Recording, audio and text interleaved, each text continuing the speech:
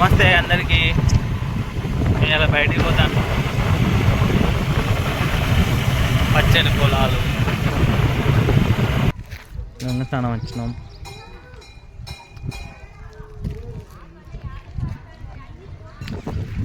నీళ్ళు అయితే తక్కువ ఉన్నాయి, ఎట్లనైనా చేసిపోతాం.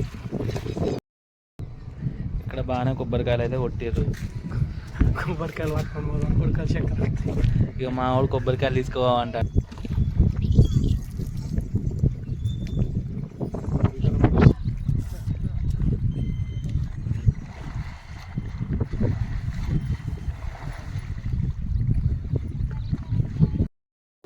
గంగ నీళ్ళు బాటిల్లో నింపుకొని వచ్చిన.